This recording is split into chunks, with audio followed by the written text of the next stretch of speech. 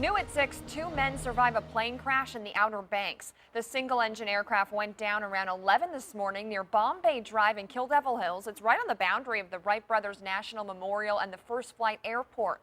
Medics took the pilot to a Greenville hospital with head injuries. But tonight, neighbors there are amazed he and the passenger were able to walk away from this crash. 10 Your Side Liz Palka has more from a man who helped pull them from that wreckage. Liz?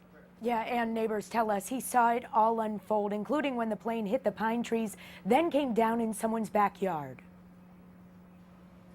After a while, you kind of assume or you understand that when a shadow that large goes over your house, that there's something wrong with the plane. A rather unusual sight for Warren Wren and his family just before 11 this morning. The National Park Service says a small plane was trying to land at First Flight Airport in Kill Devil Hills.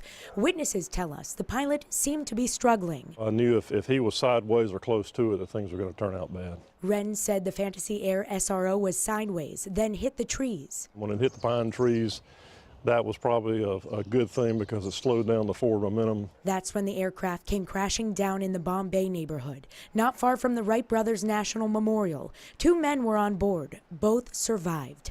Wren lives just a few houses away and ran to help. I tried to take control of the situation and get him out of the airplane one at a time. Wren said the men were confused but alert. Facial lacerations, cuts on their arm, things you would expect in an accident like this. The National Park Service tells us the pilot did have a serious injury to the head, mainly around his eye. He was flown to a hospital in Greenville, North Carolina. The other man was taken to a hospital in the Outer Banks. I'm Liz Palka, 10 on your side. The FAA is sending someone to investigate that crash Monday morning.